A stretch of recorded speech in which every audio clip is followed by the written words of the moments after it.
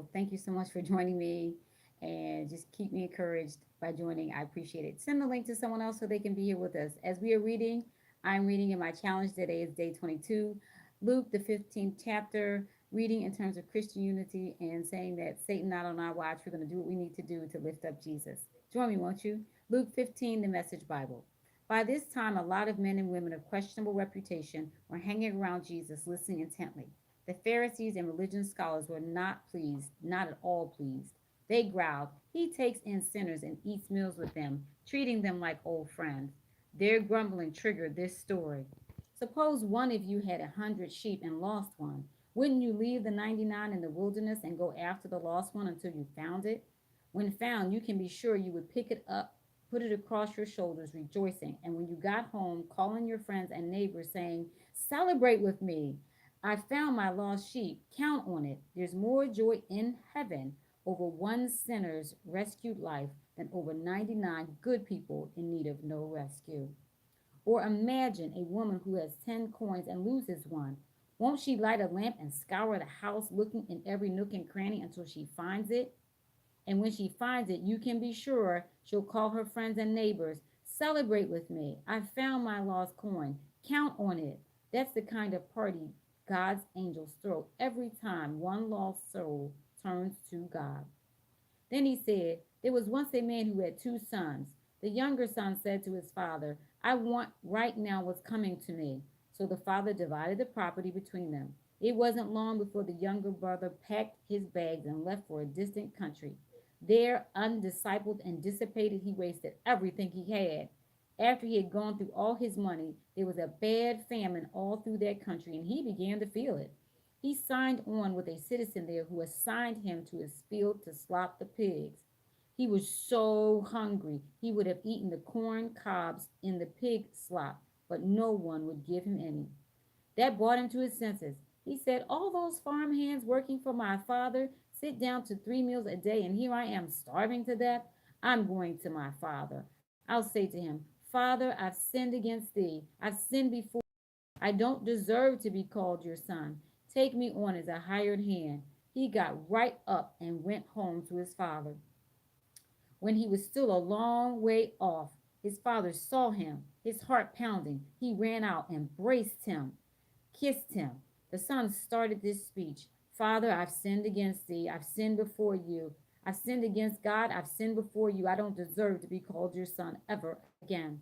But the father wasn't listening. He called calling to his servants, "Quick, bring a clean set of clothes and dress him. Put the family ring on his finger and sandals on his feet. Then get a prize-winning heifer and roast it. We're going to feast. We're going to have a wonderful time. My son is here, given up for dead and now alive, given up for lost and now found." And they began to have a wonderful time. All this time, the older son was out in the field. When the day's work was done, he came in.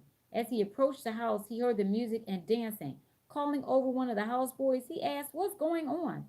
He told him, "Your brother came home. Your father has ordered a feast, barbecued beef, because he that was lost, he is now safe and sound." The older brother stomped off in an angry sulk and refused to join in. His father came out and tried to talk to him, but he wouldn't listen. This son, the son said, "Look how many years I've stayed home here serving you. Never giving you a moment of grief. But you have thrown a party. You've never thrown a party for me and my friends. Then this son of yours who has thrown away his money on whores shows up and you go all out with a feast." His father said, "Son, you don't understand. You're with me all the time, and everything that is mine is yours. But this is a wonderful time, and we had to celebrate. This brother of yours was dead, and he's alive. He was lost, and he's found." Thank you so much for listening to me as I am reading in support of Christian unity. I am going on to read Luke, the 16th chapter. Send the link along to friends so we can read the gospel together. Luke 16, the Message Bible. Jesus said to his disciples, "There was once a rich man who had a manager. He got reports the manager had been taking advantage of his position by running up huge personal expenses. So he called him in and said, 'What's this I hear about you? You're fired, and I want a complete audit of your books.' The manager said to himself, 'What am I going to do? I've lost my job as manager. I'm not strong enough for a laboring job, and I'm too proud to beg.' I've got a plan. Here's what I'll do. And then when I'm turned out into the street, people will take me into their houses. Then he went at it. One after another, he called in for the people who were in debt to his master. He said to the first, "How much do you owe my master?" He replied, "100 jugs of olive oil." The manager said, "Here, take your bill, sit down here, quick now, write 50. To the next he said, "And you, what do you owe?" He answered, 100 sacks of wheat. He said, "Take your bill, write in 80. Now here's a surprise. The master praised the crooked manager. And why? Because he knew how to look after himself. Streetwise people are smarter in this regard than law abiding citizens.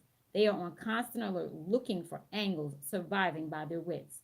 I want you to be smart in the same way, but for what is right, using every adversity to stimulate you to creative survival, to concentrate your attention on the bare essentials so you'll live, really live, and not complacently just get by on good behavior." Jesus went on to make these comments. If you're honest in small things, you'll be honest in big things. If you're crooked in small things, you'll be a crook in big things. If you're not honest in small jobs, who will put you in charge of the store? No worker can serve two bosses. You'll either hate the first and love the second, or adore the first and despise the second. You can't serve both God and the bank. When the Pharisees, a money obsessed bunch, heard him say these things, they rolled their eyes, dismissing him as hopelessly out of touch.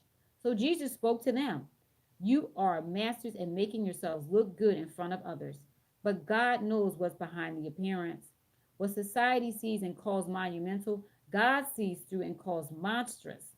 God's law and the prophets climaxed in John. Now it's all kingdom of God, the glad news and compelling invitation to every man and woman. The sky will disintegrate and the earth dissolve before a single letter of God's law wears out. Using the legalities of divorce as a cover for lust is adultery. Using the legalities of marriage as a cover for lust is adultery. There once was a rich man expensively dressed in the latest fashions, wasting his days in conspicuous consumption. A poor man named Lazarus, covered with sores, had been dumped on his doorstep.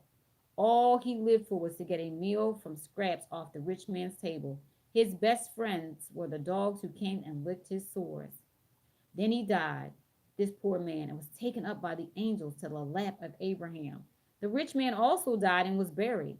In hell and in torment, he looked up and saw Abraham in the distance and Lazarus in his lap. He called out, "Father Abraham, mercy, have mercy. Send Lazarus to dip his finger in water and cool my tongue. I'm in agony in this fire." But Abraham said, "Child, remember that in your lifetime, you got the good things and Lazarus the bad things. It's not like that here. Here he's consoled and you're tormented. Besides, in all these matters, there is a huge chasm set between us so that no one can go from us to you, even if he wanted to, nor can anyone cross over from you to us."